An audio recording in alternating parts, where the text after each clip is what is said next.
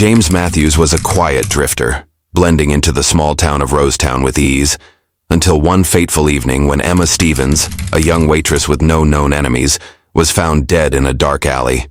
The shocking discovery would unravel, a chilling tale of obsession, deceit, and murder, revealing that the killer had been living among them all along, hidden in plain sight, and perhaps always closer than anyone ever imagined. Rosetown was the kind of town where nothing ever seemed out of place.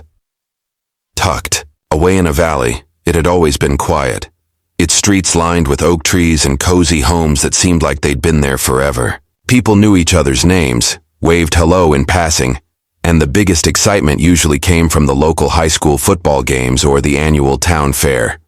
Crime was almost unheard of, and the police force was more familiar with directing traffic than solving serious cases. Life moved slowly, and the most dangerous thing in town was probably the speed of the trains passing through. But on one fateful evening in June, that calm was shattered. It was just past dusk, and the sun had dipped below the horizon, casting a pale orange light across the streets. Tom, a local mechanic, was out for one of his usual evening walks, trying to shake off the stress from his long workday. He liked the peace, the empty streets where he could clear his mind. As he walked past the alley behind the diner, something caught his attention. At first, it was just a flicker of movement, a shadow in the corner of his eye. But then he froze. A figure lay in the middle of the alley, motionless. Tom's heart raced. He stepped closer, his curiosity overtaking any caution. The figure was a woman young, her body sprawled out on the cold concrete. Her face was pale, her eyes wide open as if locked in a permanent state of shock. It was an image so unexpected, so out of place in this quiet town, that it almost didn't seem real. Without thinking, Tom pulled out his phone and dialed 911, his hands shaking as he tried to make sense of what he had just discovered. But as he stood there staring at the body, one question lingered. Who had done this? And why? The moment Tom called 911, a heavy silence descended over the alley.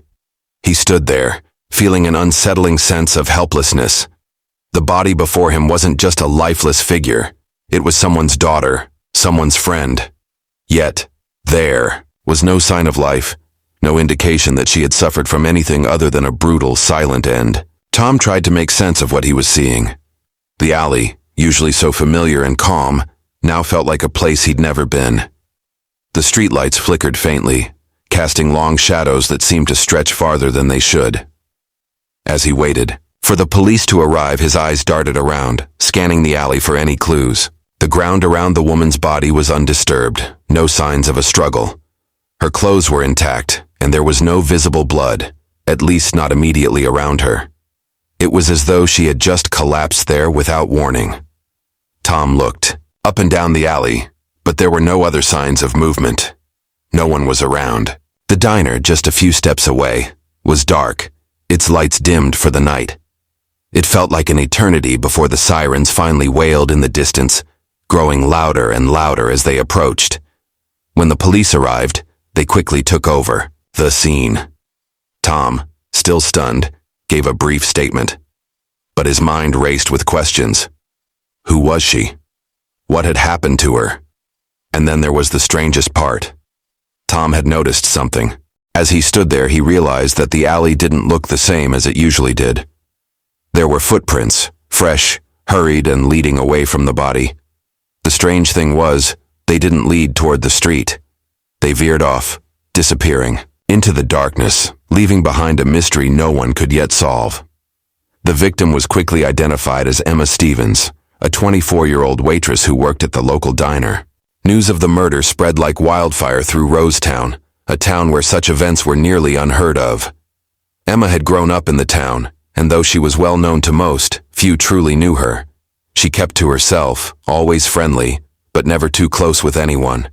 Her work at the diner was steady, and she had a small group of acquaintances, but no one could recall any heated arguments or any reason why someone would want to harm her. The police were left with few leads. They quickly established that Emma had been murdered sometime during the night. The lack of any obvious struggle or signs of theft made the case even more puzzling. There were no personal items missing from Emma's purse, and nothing seemed out of place in the alley where she had been found. The cause of death was confirmed as a single stab wound to the chest, but the weapon was nowhere to be found. The lack of blood surrounding her body made it difficult to tell if the attack had taken place right there or if she had been moved. The police turned their attention to the people who knew her, but no one seemed to have any answers. Emma didn't have any known enemies, and she had no history of trouble with the law. Her friends described her as someone who was always polite, but preferred to keep her personal life private. There were no ex-boyfriends, no family issues, nothing that could explain why Emma had ended up in that alley, her life stolen so abruptly. It was as if she had simply vanished into thin air before the killer took action. As the investigation continued, the police found themselves coming back to the alley time and time again. They carefully examined the scene for any overlooked clues, but there was little to be found. The only noticeable feature was the set of footprints that led away from Emma's body. The prints were fresh, and although they seemed to be from boots, they didn't match the typical footwear worn by anyone in town. The footprints veered toward the edge of town, heading in the direction of an old, abandoned house. It was a place that no one had thought about in years. Empty, dark, and forgotten. The house had once belonged to a family who had moved away more than a decade ago. Since then, it had stood empty, its windows boarded up, its yard overgrown with weeds. People in town occasionally joked about it being haunted, but no one ever bothered with it. Yet here, in the midst of a murder investigation, it suddenly seemed significant. The footprints led directly to the house, and the police immediately decided to investigate further. When they arrived, the front door of the house was slightly ajar. The officers approached cautiously, their flashlights cutting through the darkness. Inside, the house was eerily silent. Dust clung to every surface, and the smell of decay hung in the air. There were signs of recent activity, though. Papers scattered across the floor, and broken furniture that seemed to have been disturbed in the last few days. As they searched the rooms, one officer noticed something unusual near the back of the house. A blood-stained shirt, carelessly tossed on the floor. The shirt was torn, its fabric soaked in dark red stains. It wasn't Emma's, but it was a piece of evidence that raised more questions than answers. Who had left it there? And why? The house, once thought to be irrelevant, now held the key to unraveling the mystery. As the investigation deepened, the focus shifted to a man who had recently arrived in Rosetown, James Matthews. He had been staying at a small motel on the outskirts of town, a quiet drifter who had shown up a few weeks before Emma's murder. At first, no one paid much attention to him. He wasn't particularly noticeable, and he didn't seem to be looking for trouble. But when the police started digging into his background, they found a string of unsettling details. James was not exactly a stranger to the law. He had been arrested in several different towns for minor offenses. But there was one thing that stood out. He had a history of violence. He'd been involved in multiple altercations, some of which had escalated to serious injuries, though he had never been convicted of anything more than assault. He had always managed to slip through the cracks, leaving a trail of uneasy whispers behind him. But in Rosetown he had blended in quietly, at least until now. James had been seen near the diner on several occasions, though no one remembered him interacting with Emma. He often sat alone, nursing a cup of coffee for hours at a time, always keeping to himself. But on the night of the murder, something about his whereabouts raised suspicion. James claimed he had been walking around town, taking a late-night stroll when he happened to stumble upon Emma's body in the alley. He was the first to discover her, but his behavior seemed strange to the officers who had questioned him. He wasn't shaken or visibly disturbed, and he seemed almost too calm for someone who had just stumbled upon a crime scene. The authorities began to piece together his movements, but there was a growing sense of unease. James Matthews's story didn't add up, and with every new detail they uncovered, the suspicion surrounding him grew stronger. But what made the investigation even more perplexing was that there was no direct evidence linking him to the crime. Yet, as the investigation into James Matthews intensified, the police began to question him more thoroughly. His alibi for the night of Emma's murder was flimsy at best. He claimed to have been walking near the outskirts of town, not far from the alley where Emma's body had been found. But there was a problem. His timeline didn't match up with the discovery of the body. The police had already established that Emma had died hours before James supposedly stumbled upon her. It was impossible for him to have just found her in the condition she was in. Yet, James maintained his story, without hesitation. The breakthrough came when the authorities focused on his personal belongings. They searched his motel room, finding a few odd items: an old tattered journal, a collection of photos, and a blood-stained shirt. At first, the shirt seemed like nothing more than a discarded piece of clothing. But upon further examination, the police discovered that the blood on it wasn't James's. It was Emma's. The realization hit them hard. The blood wasn't from an accidental injury or a random fight. It was a direct connection to Emma's death. James's explanation was as thin as ever. He claimed he had been attacked in a robbery days earlier, and the shirt had been the result of the assault. He said that he had found the abandoned house and taken refuge there to recover from the attack. But his story didn't hold water. There was no sign of any recent wounds on his body, and the shirt had clearly been stained with fresh blood. Emma's blood, to be precise. The timeline just didn't match up. The discovery of the shirt was a game changer. The police had the first, tangible evidence linking James to Emma's murder. But even as they closed in on him, something still felt off. James's cool demeanor, his insistence on the strange details of his story. It was as if he was trying to lead them somewhere. But to what end? It was clear they were dealing with someone who wasn't afraid of being caught, but why? As the investigation continued to unfold, the police began to notice a troubling pattern. Emma Stevens' murder wasn't an isolated incident. The more they looked into James Matthews, the more they realized that his past might hold the key to understanding what had happened in Rosetown. They discovered a striking similarity between Emma's death and an unsolved murder from years earlier in a neighboring town.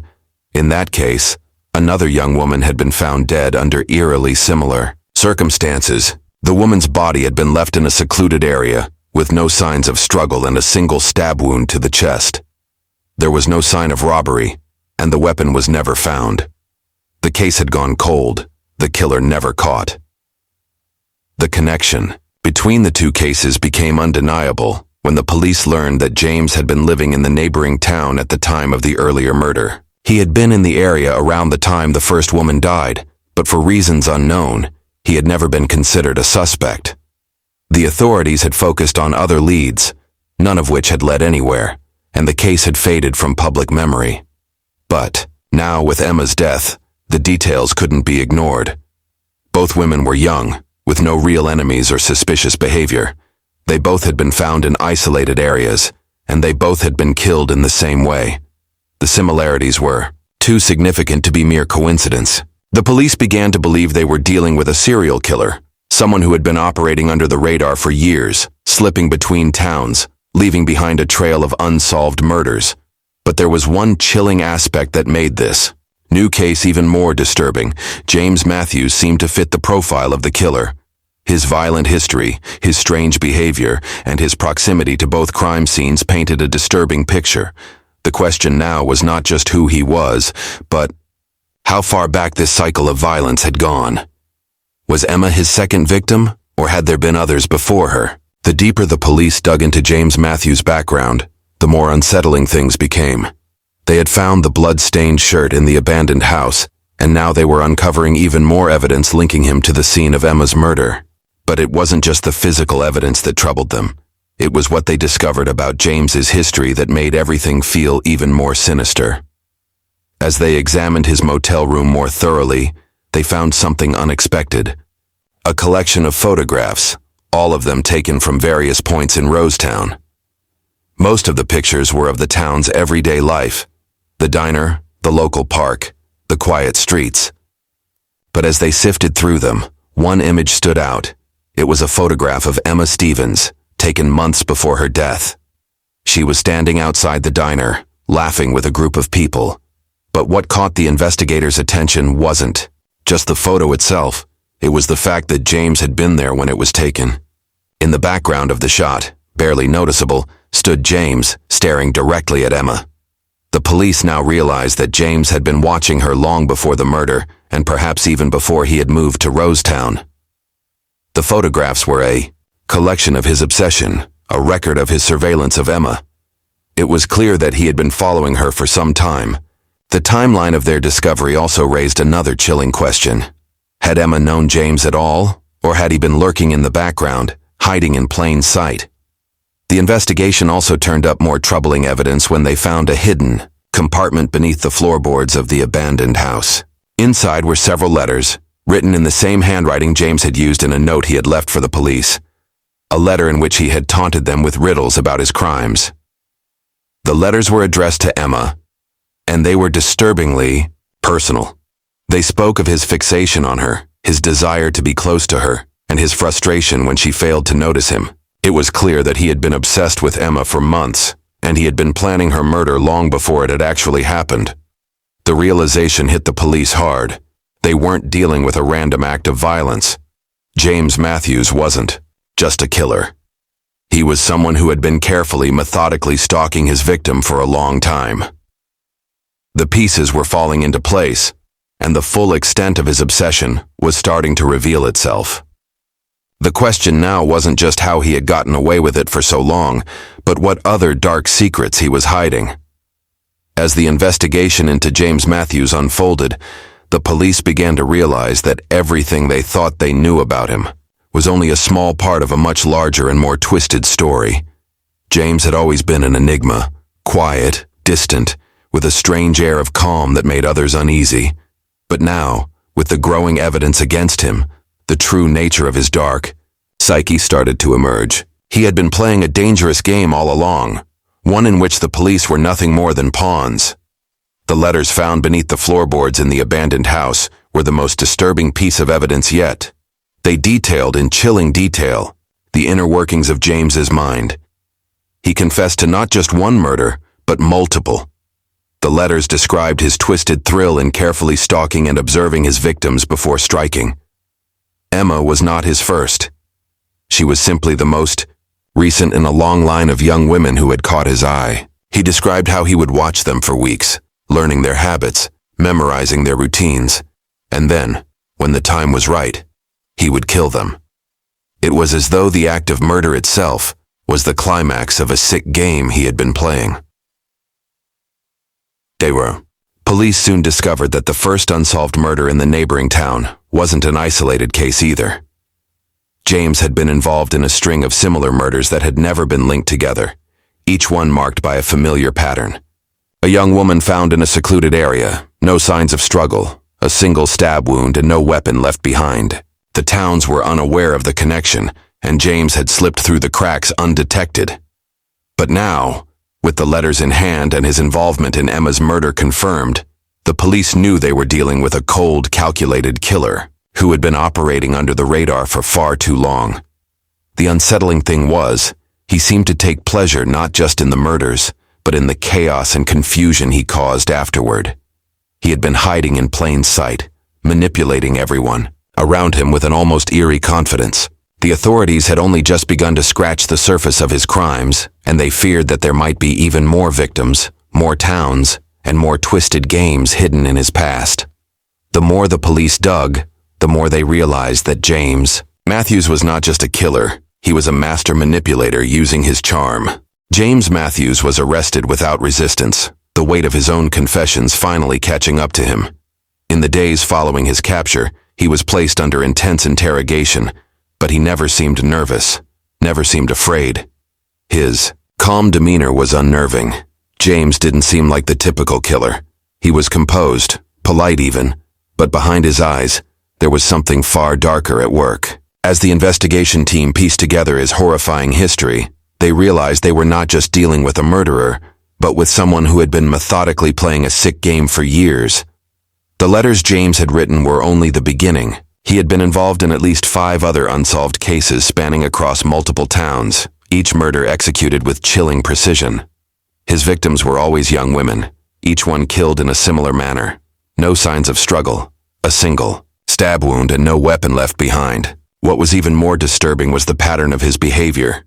He had been stalking these women for months before he finally struck, each one becoming a part of his twisted obsession.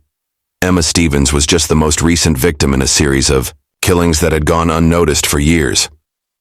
The investigation revealed that James had been living in and around various towns, carefully moving from one place to the next to avoid suspicion. His ability to blend in, to appear like an ordinary man with no particular interest in his surroundings, had kept him under the radar for far too long. But as his past crimes came to light, the authorities began to understand just how much he had gotten away with. He had been a ghost, moving silently between towns, leaving nothing behind but a trail of death.